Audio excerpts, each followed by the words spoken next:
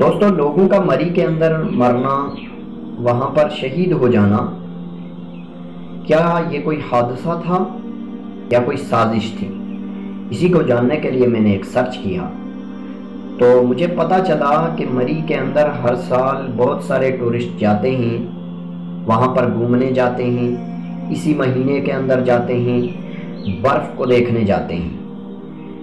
اور وہاں پر کیا ہوتا ہے، وہاں پر وہ ہوٹلوں کے اندر رہتے ہیں اور برف کا نظارہ کر کے پھر واپس آ جاتے ہیں۔ لیکن اس سال کیا ہوا، جب بہت سارے ٹورسٹ گئے تو وہاں پر جیسے ہی یہ پہنچے تو برف پڑ گئی، کیونکہ برف ہی کو دیکھنے جاتے ہیں تو وہاں پر برف ہی کے ٹائم جائیں گے۔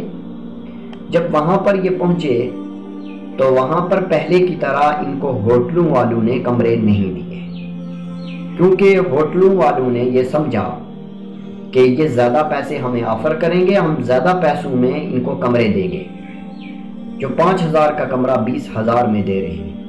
تو دوستو، ان کو کمرہ نہ ملنے کی وجہ سے، اتنا پیسہ ان کے پاس نہ ہونے کی وجہ سے ایک ہیٹر تک کا کرایہ بڑھا دیا گیا، تو وہ نہ ملنے کی وجہ سے اتنے لوگوں کی جان چلی گئی۔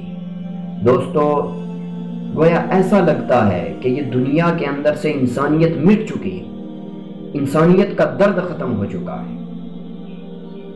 ہمارے یہاں تو کیا ہوتا ہے کہ ہم کسی آدمی کو، راہگیر کو دیکھتے ہیں تو ہم اس کو کہتے ہیں رات کو کہیں ٹھکانا ہے، اگر نہیں ہے تو ہمارے گھر چلیے، لیکن ان کے دل کے اندر سے درد ختم ہو چکا تھا۔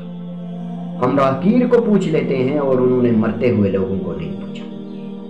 تو دوستو، اپنے اندر انسانیت کو جگائیے، انسانیت کے درد کو اپنے اندر رکھیے۔ پیسہ آنے جانے والی چیز ہے، پیسے ختم ہو جانے والی چیز ہے، تو اپنے اندر درد رکھیے، ایمان والوں کا اور دوسروں کا، انسان کا درد اپنے اندر رکھنا سیکھیے، پھر تمہارا بھی کوئی درد کرے گا۔ اگر کل یہ واقعہ ہمارے ساتھ ہوتا ہے تو ہمارا بھی کوئی درد کرے گا۔